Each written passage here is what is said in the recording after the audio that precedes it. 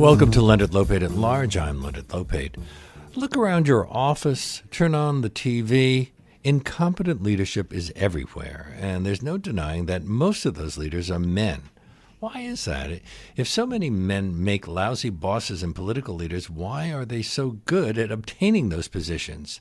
In his book, Why Do So Many Incompetent Men Become Leaders and How to Fix It, Tomas Chamorro-Premuzic looks at decades of research that point to the qualities that result in poor leadership, why we favor those qualities, and why elevating more women to leadership positions could be an effective way to solve some of the global leadership crises. He is the chief talent scientist at Manpower Group, a professor of business psychology at University College London and at Columbia University, as well as an associate at Harvard's Entrepreneurial Finance Lab. His book is published by Harvard Business Review Press, and I'm very pleased that it brings Tomas Chamorro-Premuzic to our show now. Welcome. Thank you.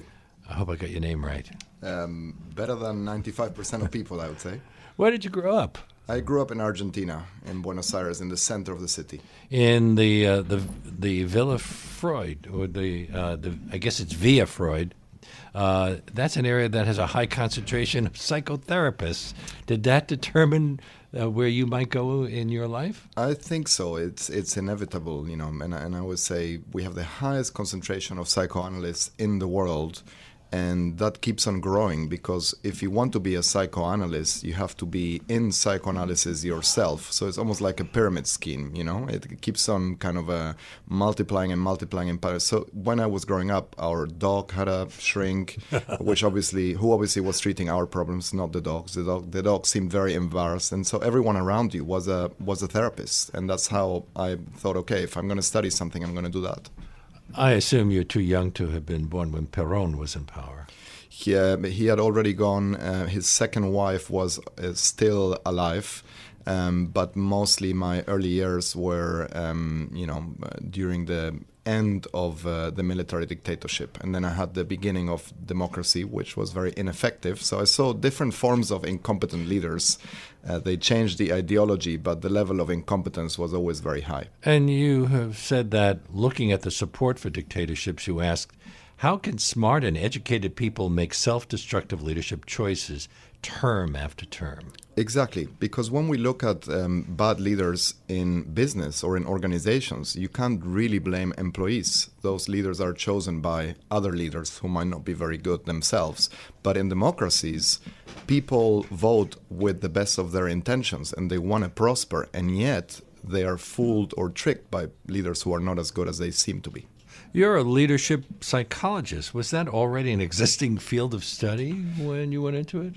Very, very small. I think I got lucky in a way because I started to study personality. And when you look at the main areas of application, historically it had been clinical, then educational. When I started doing my PhD 20 years ago, organizations were really, really going for a more data-driven approach to pick their leaders. So I got a lot of data on their personality, on gender, and on how effective these leaders were. And this is how I really got into this area. The focus of your book is on bad leadership. But before we get to what makes a leader bad, let's talk a bit about what's at stake. What are the economic consequences of bad leadership? Well, they are huge. We know that in organizations, and maybe we can leave political leadership aside for now, but in organizations... It's going to be a subtext to this conversation whether we want it to be or not. Yes, exactly. But even if we look at organizations, we know that most employees have very negative experiences of their leaders. Typically, when we discuss leadership, we see it as a glamorous career destination, something that everybody should try to do. But actually, most people hate or at least dislike their bosses. You only have to Google "my boss is" to see what people think of their direct line managers. You say that 75% of the people who quit their jobs do it because they don't like their direct manager, and that 65% of Americans would rather get a new boss than a raise. But the economic consequence is lost productivity as a result of all of this? Lost productivity. For example, in the U.S., disengagement is very, very prevalent. Almost almost ubiquitous. About 30% of people are classified as engaged, which means they like their jobs, they're enthusiastic, they're driven, and 70% are not. And most of that is caused by people's managers. In the US, it has been estimated that disengagement costs the economy $550 billion a year in productivity loss. Wow. That could build a lot of fences. Since men have been the leaders in most societies throughout history, should we be surprised that a fair number of them have been incompetent? We shouldn't, and of course, much like quantity leads to quality eventually, there is a lot of waste and a lot of incompetence that is generated just through sheer numbers. I think what we need to understand is that the issue here is that, broadly speaking, there aren't enough qualified or competent men to occupy these leadership positions. So even if you just go for a more leveled ratio without actually working out what potential or talent people have, you're going to improve things. Does it matter whether the leader is male or female? I can say from personal experience that female bosses can be just as narcissistic and be as lacking in empathy as male bosses. Actually, they can, of course, but on average... Well, maybe I just picked the wrong ones. Well, first of all, we need to understand that anecdotes are not as relevant here as large-scale studies, right? The plural of anecdote is not data. It's several anecdotes. There are average or general mean differences that favor women on things like empathy, emotional intelligence, pro-social behaviors, self-awareness, integrity, self-control, and there are average mean differences that, in inverted commas, favor men on toxic traits like narcissism, psychopathy, and Machiavellianism. That doesn't mean that you can't meet a woman who is more narcissistic. So people are taller in Germany than in Argentina, but we can all find some Argentines that are taller than some Germans. So these are average differences. I'm not making this a categorical, generalization. And we'll get to all of those things that you mentioned as we continue this conversation. In exploring why so many incompetent men become leaders, you say that confidence is often disguised as competence. This is probably and the you main... give the example of a couple of Shilpa and Ryan, two colleagues in a global accounting firm. Yes. This is probably the main factor that is at stake, especially in North America, but in general everywhere. I think competence has become so hard to judge directly through short-term interactions. For example, we are now talking here for the first time, and you're looking at me, and you don't really know how much I know about this. So it's I've seen your book, so I've read your book. Thank you. So I have a pretty good idea. But imagine if you hadn't studied my work, right? You would then rely on whether I feel I seem assertive, whether I'm making eye contact, and ironically, if I were actually inept, I would be unaware of my limitations, and therefore I would seem or come across as more confident. So this is actually one of the main explanations of how confidence became adaptive, because if you have fooled yourself, you're going to be much better at fooling others. So ironically, sometimes we reward people who have confidence rather than competence. And we also know that people who are competent will develop a healthy degree of insecurity or at least self-criticism. So you might dismiss them because they seem weak. So let's talk about Shilpa and Ryan. How did they differ in terms of confidence and competence? Yeah, and so these are two imaginary characters. How did you come up with the name Shilpa? Well, I kept the initials of the real people, and then I just looked at whatever came to my mind. But so Shilpa is low key. She doesn't talk much. She produces a lot. She lets her achievements speak for herself, and people assume that she's not leaning in. She probably doesn't want to be a leader, and she's good where she is. So she's a solid, collaborative team performer. On the other hand, Ryan spends much less time doing his work and more time advertising himself, promoting himself, managing up, and taking credits for Shilpa's achievements. So he's perceived as the smarter, more strategic asset to the firm. And I'm assuming he's also more likely to ask for a raise and a promotion. Correct. And it's true that if you don't ask, you don't get. But really, we shouldn't demand that people promote themselves or put themselves forward for something in order to conclude that they're good. In an age where there is ubiquitous data to evaluate people's performance, actually it shouldn't be a requirement to blow your own trumpet. And following up on that, are highly confident people able to assess their strengths and weaknesses accurately? Mostly not. I mean, in general, there is an optimism bias whereby most of us think of ourselves as better than we actually are. So most of us think of ourselves as better drivers, better lovers, better musicians, better leaders. 90% of people in any organization think they're part of the top 10 performance group. But the more confident you are, the more deceived you will be about your talents, and the less you will know what you don't know. Do people, recruiters and voters, favor confidence over competence? Yes, absolutely. First of all, most people think that they can trust their intuition when making judgments and decisions on others, right? So most of us love our intuition, but most of us are not as intuitive as we think. So recruiters, managers, leaders, even HR professionals rely on short-term interactions with others, interviews. After 5 or 10 minutes, they decide whether they like someone or not. So the assertive person is much more likely to make an impression. Correct. And then they also rely on those same signals 6 months later or 12 months later to decide whether the person is performing well or not. So something that was a bias at time 1 replicates at time 2 and conveys the illusion that you were actually good at predicting that performance. I liked you in the beginning and I still like you later, but I don't check if you're actually doing your job. You're right that confidence has two sides, internal and external. Yes. How does that work? Well, the internal one is the one that really we should care about the most. So imagine that you are deciding whether you should cross a busy road, an avenue, right? It would help to know whether you have time to cross before the cars or the buses come. So what's the best degree of confidence? Not the highest possible, which would mean you just jump and cross and get hit or run over by a car, but the one that actually aligns with your actual competence. So the goal there of the internal confidence is to tell you whether you're good at something or not. That said, others are looking for indicators or signals of how confident we are.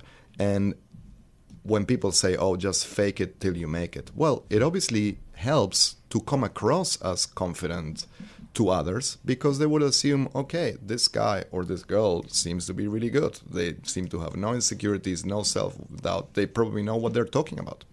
And you mentioned narcissism and psychopathy earlier. Are they more common among men who are terrible leaders? They're more common more common in men, full stop. Although with regards to narcissism, the differences or the gap is decreasing. Women today are more narcissistic than they were 15, 20, 30 years ago. But we also know that these two traits are more common in leaders than the overall population. Anybody figure out why women are becoming more narcissistic?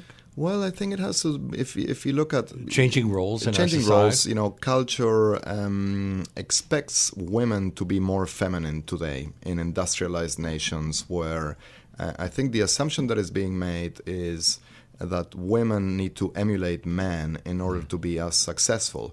But what we don't think about is that the individual level that women or men may attain isn't necessarily good for others. So I would argue actually that we could ask or should ask men to be less confident and more feminine, and then they would actually produce something better or deliver something better for others.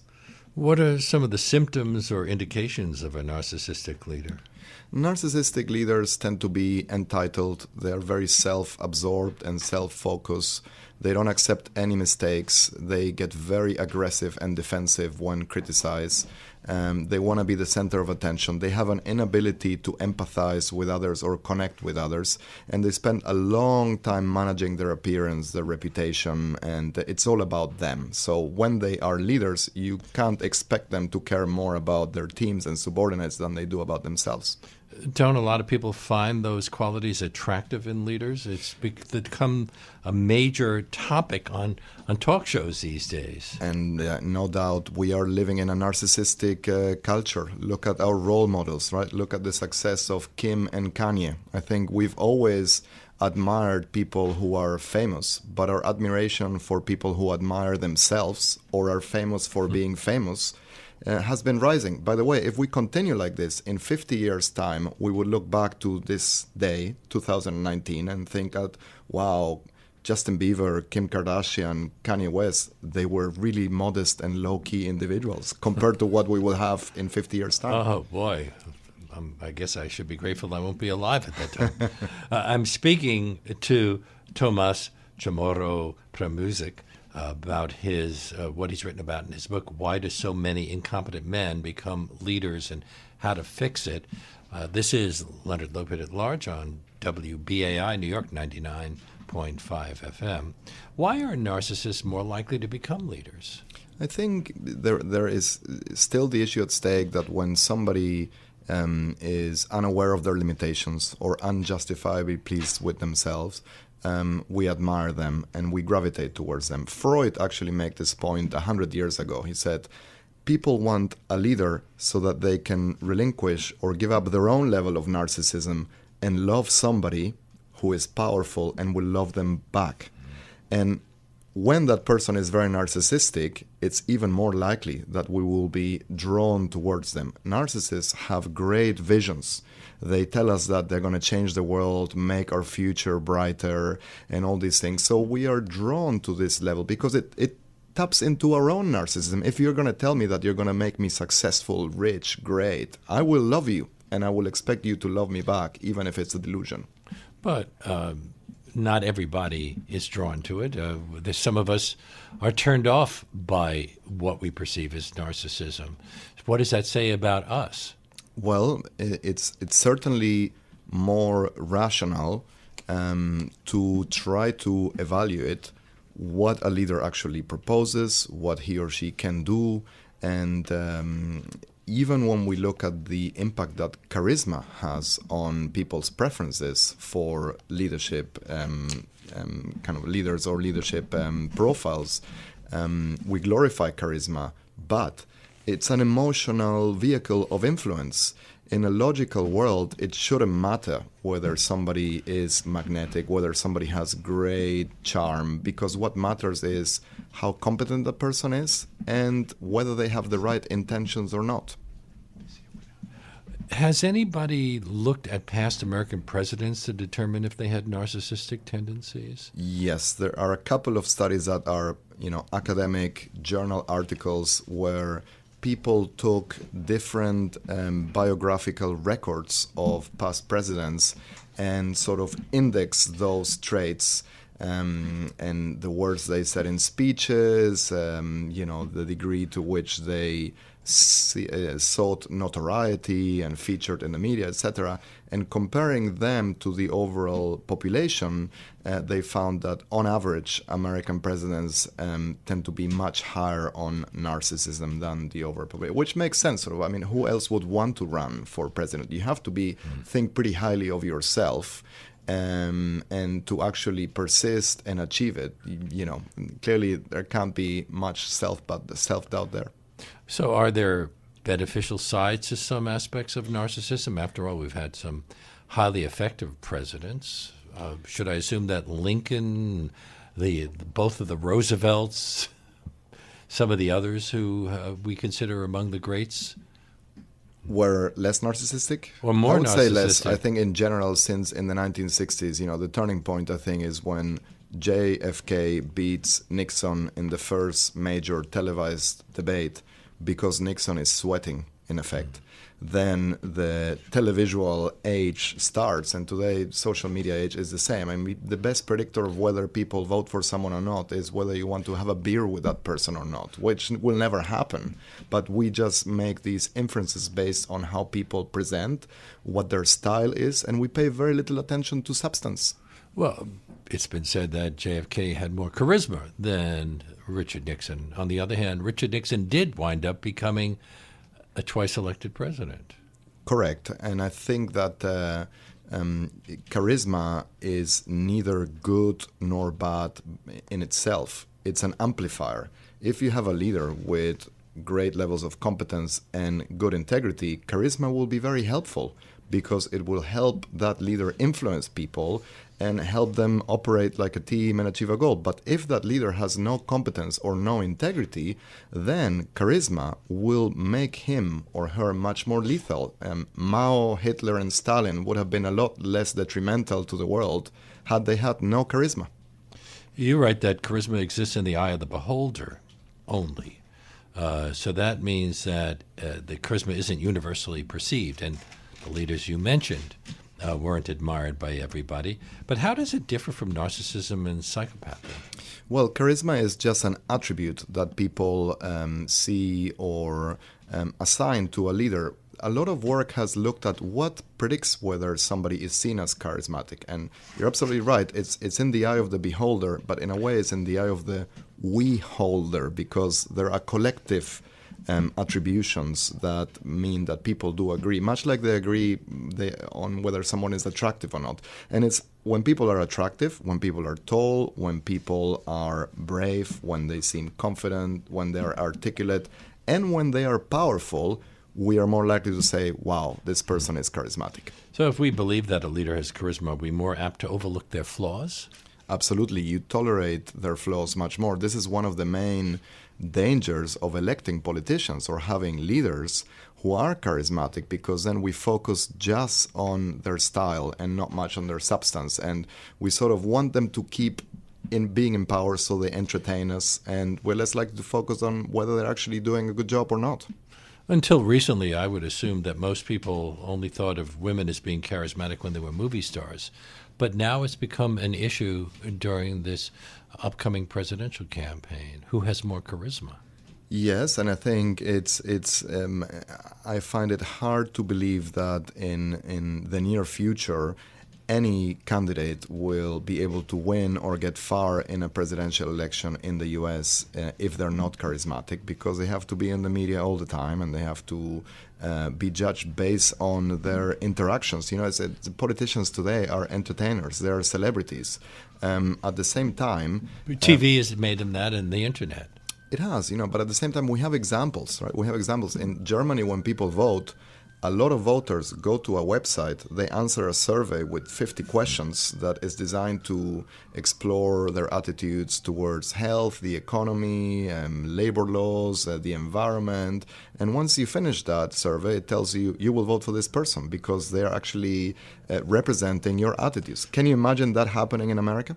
Well, that's led to Angela Merkel, but now a growth in neo-fascism in Germany. So what does that wind up revealing? Well, there has been a growth of neo-fascism in all throughout Europe, and the world, I would say, and the world. And I think in Germany, it is a reaction to what Merkel has done. But at the same time, if we evaluate all heads of states in the last 10 or 15 years, you will not find a single president, prime minister, or head of state that has been so successful, so pragmatic, so not ideological, and at the same time so boring. As I always say, there will be no movies on Angela Merkel because there are no scandals, and this is a rational person who puts the country first and is trying to make competent decisions.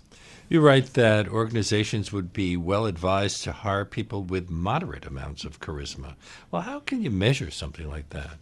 I mean, you can measure it. The best way to measure it would be to just get 5 or 10 people to rate different candidates. And even with 5 people, you will get ratings that predict how they will be seen by thousands or even millions of people. There are also personality traits that predict whether somebody is charismatic or not. We talked about the dark side traits or toxic traits like psychopathy and narcissism, but there are also positive traits: emotional intelligence, extroversion, high degree of adjustment or emotional stability. And then there are things like attractiveness, which we don't like to accept, but it's a big marker or predictor of whether somebody's seen as charismatic or not. Is it possible for a job recruiter or the electorate to identify narcissism in a candidate? You can't identify it with 100% degree of accuracy, but if you had psychological assessments, you mine their past performance data, you ask people who know that person and who have worked with that person closely. So, for example, in organizations, one of the most valuable tools to do this is what we call 360-degree feedback. So, especially how employees rate their bosses. There's a lot of information there that will tell you with a high degree of probability whether somebody is narcissistic or not. You ask an intriguing question in your book. Why do we love psychopaths? Indeed. And and I want to make it clear that we have to think about these, even though they have kind of a shocking and negative connotation. We have to think about these traits, psychopathy, narcissism, as ordinal or quantitative. So people differ in degrees on these traits, much like they differ in height, weight. We like to call people smart, dumb, fat, thin, interesting, boring, but actually there are degrees. And what we know is that there is a very thin line or gray zone between normality and abnormality. Narcissism and psychopathy is an example. So if you think about psychopathy as a trait, it ranges from, on the one end, people who are very altruistic, very pro-social, so worried about others that they are selfless and constantly trying to make a good impression. On the other hand, you have people who are antisocial, reckless, sensation seekers, and they are destructive because all they want is to achieve their own selfish benefits or goals. In his book, Snakes in Suits, Professor Robert Hare writes, "Not all psychopaths are in prison, some are in the boardroom." And assuming many are in government as well. Yes, and I think it's the one that are not that smart that tend to get caught. So when we study, prisoners or inmates, they are basically psychopathic individuals or individuals with psychopathic tendencies, but they're not as socially skilled or streetwise. We mostly like psychopathic individuals because we respect and glorify risk-taking, being brave, being fearless, and a lot of the times psychopaths have charisma and are charming. You don't have to think about extreme cases of criminals, but people sometimes that we don't even think are psychopathic figures from fiction. Like James Bond is a very, very good example or archetype of a psychopathic individual. Although I'm told that he is not like any real spy, that real spies are very introverted. Is it true that there are 3 times more psychopaths in management than in the general population? But how did anyone come up with that figure? That's a conservative estimate, right? And you're right to question it. Some people have said 5, 10, 20. It's hard to extrapolate from the studies where we have data because in most organizations, people don't assess their leaders' levels of psychopathy. But that estimate is based on clinical levels of psychopathy, which is shocking. In the overall population, it's only 1%. It's estimated that in management and the corporate world and leaders, it's as high as 4 or 5%. What are the consequences of putting psychopaths in leadership positions? I mean, the upside will be that they can be entertaining, charming, entrepreneurial, have a kind of a tendency to make adventurous and risky decisions. But on the downside, they will have very little consideration for others. They will manipulate others and take advantage of them. And they will generally be very antisocial. Now, you don't have to be an expert on the subject to realize that even some of the most successful entrepreneurs, self-made billionaires, display psychopathic tendencies because they were quite unemployable to begin with. They are very nonconformist. They can't follow orders and they have a problem with authority. And they're trying to destroy the status quo, often to replace it with something good. So the successful ones might become self-made billionaires and entrepreneurs, and the unsuccessful ones we imprison. But you say that they tend to have an inability to build and motivate team members and an unwillingness to accept blame and responsibility. They have a lack of follow-through and impulsive unpredictability. There's a new book by a psychologist, Laurie Helgo, that calls narcissists fragile bullies.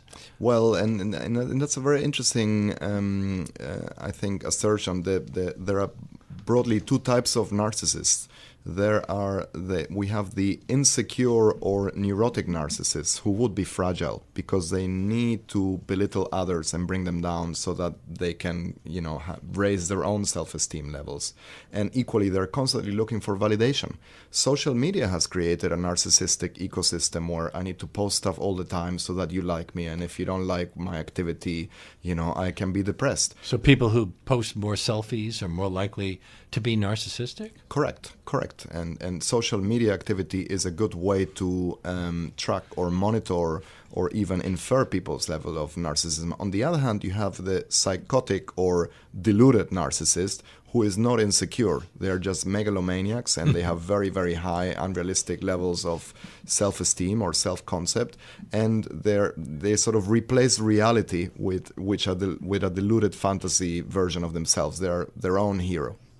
Although, as we've seen in a number of instances in Washington recently, like the Devin, what's his name now? Suddenly have forgotten it. His lawsuit because he felt so thin-skinned about people criticizing him. Yes, and again, I think to some degree we expect people to fight back and be defensive and be aggressive when people get criticized, when in fact a more mature, rational, and unemotional response will be to try to engage with them. You can see it also, again, in social media with all the trolls that are provoking and insulting, and the trolling that has become even commonplace in individuals who are reputable, in power, and leaders. Tomas Chamorro-Premuzic is my guest on today's Leonard Lopate at Large. His book, Why Do So Many Incompetent Men Become Leaders and How to Fix It, is published by Harvard Business Review Press. And you're all over the place. You're teaching in London and at Columbia and at Harvard? No, the Harvard was it's an associate role where I have helped with some research and academic aspects of what used to be called the Entrepreneurial Finance Lab, which is a very, very large-scale attempt to use assessment and tools to help governments and banks profile consumers and individuals on risk. So to see whether somebody, for example, is worthy of a loan or not, but using psychological assessments to predict that. Well, obviously, you never spoke to Deutsche Bank, but you do describe Bernie Madoff as a psychopath, and it's interesting. A lot of people trusted him. That's that was dangerous. How can lay people spot a psychopath? It's very hard. So it's harder to spot a psychopath than it is to spot a narcissist, even though, by the way, a lot of people are both, right? So there is some degree of comorbidity. But Madoff, I think, is a good example, and it's an easy one in a way because he, kind of manufactured and engineered the biggest financial fraud in history, and he got caught. But I think what you can see is this kind of fearless, megalomaniac pursuit of selfish goals and a total disregard for harming others. In some cases, he was looking after the finances and the monies of people who were quite close to him. And in fact, he harmed his whole family. And rather sophisticated people. And I'm assuming a fair number of narcissists and psychopaths and those people as well, because they were in leadership roles. Correct. And you have to wonder... What happens when they all meet? Is there a clash? Clearly, greed is the main currency here. And you can see how greedy Madoff was, because maybe he could have stopped himself early, but he kept going and going and going. And that's why he got caught, reporting even ridiculous growth or profits when the global economy was collapsing, which is apparently how he got caught. But then also the greed of his investors, of his clients, who were all smart and wealthy individuals, and yet they trusted him beyond rationality. In a survey, 92% of respondents couldn't name a woman who held a leadership role in tech, while 8% named Siri or Alexa. Correct. I don't know if that's funny or sad. It is both. I think it is funny because it exposes the ignorance that people have, and also it is sad because it exposes the level of bias that people have. You would have thought at least Sheryl Sandberg would have gotten mentioned, but not even that. Do women have an inherent advantage when it comes to being good and competent leaders? Well, they over-index in a number of traits that have become particularly relevant today for two reasons. One is emotional intelligence is taking care, artificial intelligence and machine learning algorithms, computers are automating or at least complementing individuals on all the tasks that are rational, algorithmic, and to the point that the premium today is for leaders who have social skills and emotional intelligence. And the second one is that for a long time we've been selecting people with a hyper-masculine profile, people who are abrasive, bold, fearless, risk-taking, narcissistic, and psychopathic. So the female advantage is to have more empathy, to have more altruism, to be more prosocial, to be better communicators, to have higher levels of emotional intelligence, and to be more humble. We have been saying for 20 years that leaders should be humble, but we are just paying lip service to humility. We keep on selecting arrogant leaders, and arrogance is much more common in men than women. Although, as I mentioned earlier, and many of my listeners know, that hasn't always been the case in my own job history, but that's for another show. Okay. Have there ever been studies that systematically compared competence levels between men and women? They have, and it's tricky to do this because you need to get actual performance data for the leaders that is decoupled or independent of perceptions, right? So a lot of the times we look at how employees evaluate their leaders, and then of course if employees are sexist, they're going to rate their male managers more positively than they rate their female managers. But if you look I think at they're equally incompetent. Male and female, or well, no. Been my experience. There be good ones and bad ones. There are good ones and bad ones, but if you look at the data, we know that on average, women have teams that are more engaged, slightly more engaged, that they're also more productive, that they lead in a more transformational way. They're less likely to be absent leaders.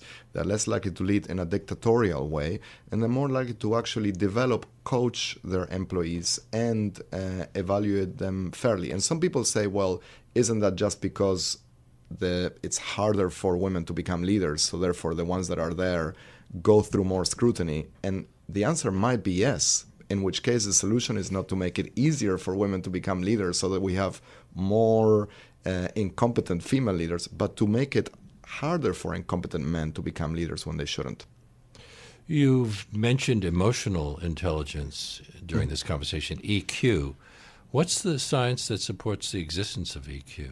There's a lot of science to support it. When Daniel Goleman first popularized the term 20 years ago or so with his book, which became a very famous bestseller, actually a lot of the claims were based on his intuitive remarks, and there were only 4 or 5 academic papers exploring the topic.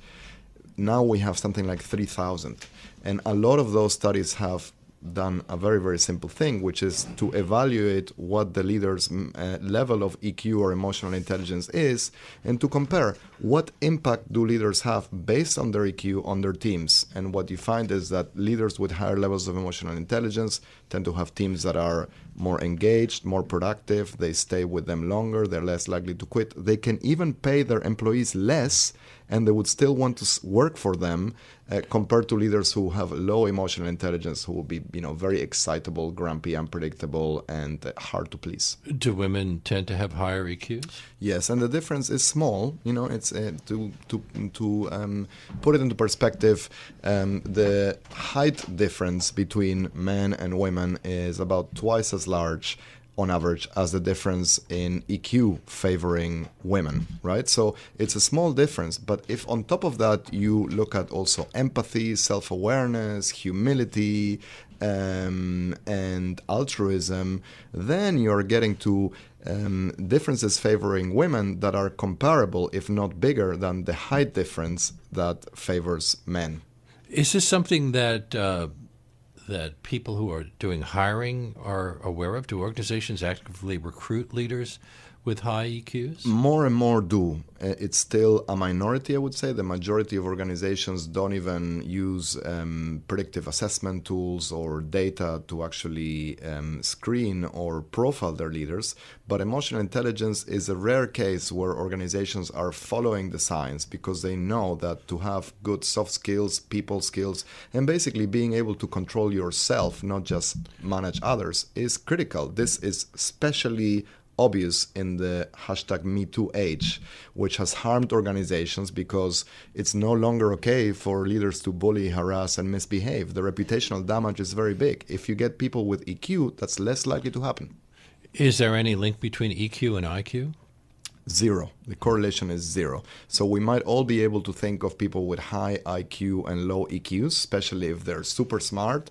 But at the same time, the reverse is often the case. People who are very streetwise, but academically not very smart. But we tend to remember people who are unusual, who are the exception to the rule. In most instances, your EQ can't predict your IQ and vice versa.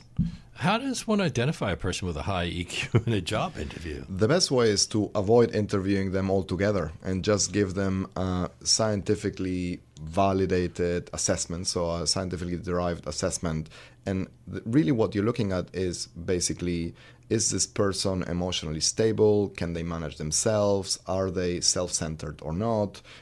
Do they have empathy? Are they able to identify other people's emotions? And do they care about other people's emotions? And really, a lot of what EQ really evaluates is whether a person will be rewarding to deal with, right? So if you've worked with people for a few years, you know whether somebody is obnoxious, difficult, or whether they're the other extreme. The other extreme means high EQ. I think there is that very nice Oscar Wilde quote that says, some people cause happiness wherever they go, others whenever they go. And so the former are high EQ, the latter are low EQ individuals.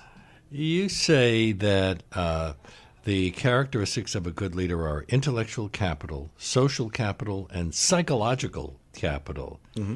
So let's talk about that. Yeah, and these are the intellectual capital. Is that another way of saying leaders should be smart? Yeah, I mean, in a way, these are the three buckets. But a better way is to say, okay, intellectual capital is what the leader knows. Okay, so what is the expertise, the experience? Even in today's world where technical expertise and knowledge has been devaluated because it's changing all the time and what you are likely to learn matters more than what you already know, you still want your leaders to have technical expertise. If not, they're going to have no credibility. I couldn't be a leader in the technology sector or in the engineering world or in the legal world or the finance world because I have no clue about the technical stuff. That is necessary but not sufficient.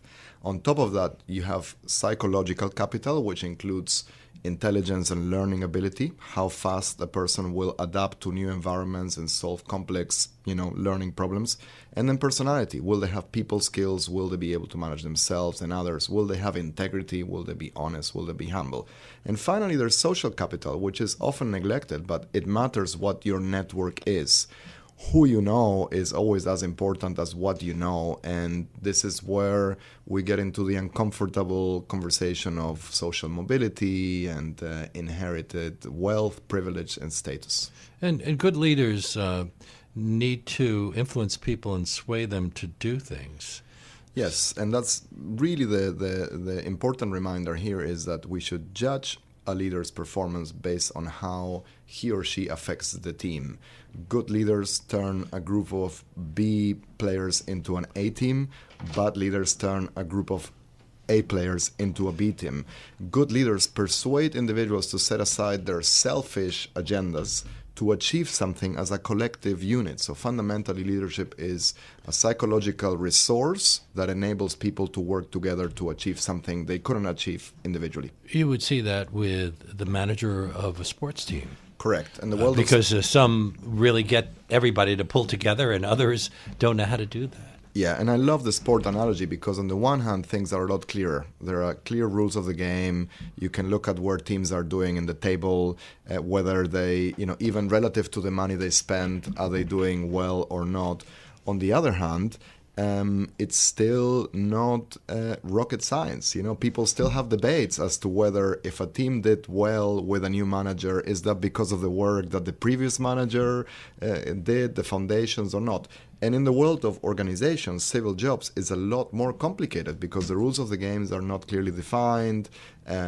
We don't have that much. Well, people are not spending 90% of the time training, and the level of talent that most people have in an average organization is average. You don't have exceptional athletes. But you say that when recruiting leaders, potential is more important than talent. Yes, and what does this actually mean? Well, talent means being a star performer, right? If I evaluate you in the context of your organization, I would call you talent or top talented individual if you're a star contributor, if you're part of the 20% of that group that contributes 80% of the productivity. Potential is talent before it's there. So it's nascent talent or talent before it happens. And it turns out that most organizations simply promote people who perform well as individual contributors onto leadership role, which doesn't make any sense. You move them away from a task they're good at to give them a task they are maybe not good at and not interested in doing. So when we evaluate whether somebody should be promoted from employee to manager or manager to leader, we should look at whether they have these soft skills, psychological capital that we just described. Somebody once said that people rise to the level of incompetence. Absolutely, the Peter principle, and I think it's correct. If you've been long enough in an organization that you stagnated, your potential is where you are minus one role, because if you're no longer worthy of promotion, you shouldn't have been promoted to where you are. So we've laid out the problems. How do we learn to distrust our current tendency to value confidence, charisma, however we apply that? So I think if we wanted to improve the state of affairs of the status quo, and I'd like to remind people that the book is titled "Why Do So Many Incompetent Men Become Leaders?" and how to fix it. So the second part does provide some solutions. And we only have a few minutes to come up with those solutions. Well, so firstly, we need to follow the science and look for the traits or qualities that make people better leaders, especially when they don't usually make them leaders. Competence instead of confidence, humility instead of charisma, and integrity instead of narcissism. Secondly, we need to distrust our instincts and follow data-driven tools, predictive assessments, etc. And thirdly, if we want to increase the number of female leaders, we should follow the same approach we would if we wanted to improve the quality of the leaders, which is not make it easier for women to become leaders, but make it harder for men who aren't competent to become leaders. Why do you think, I remember during the last election, a number of women said that they didn't trust a woman in a leadership role? They're living in the same culture, they're in the same environment, and women can be as sexist or chauvinistic even as men, although on average, chauvinism is more common in men because, they benefit, they reap the benefits, whereas women, hardly ever do. You described some of the ways to measure talent signals, which includes web scraping and gamification? Mm-hmm. So in the old days, you had things like interviews and assessment, looking at internal performance data. Technology and AI have provided us with a new range of tools. We all have given away so much data, personal data, that could be translated into an accurate estimate of our potential, that I think in the future, algorithms will stitch this data together. And even looking at your Amazon history, your Netflix and Spotify preferences, your credit card statement, what you say on WhatsApp, Facebook, Twitter, I will be able to know whether you are more or less narcissistic, more or less competent, more or less smart. Although we just recently did a show on algorithms, and they can be misleading as well. For sure. And as we depend on them more and more, we're more likely to be misled. True, but we are more critical when we evaluate bias in algorithm than bias in humans. Let's say you have a bad boss or a bad political leader. Is it reasonable to expect them to improve?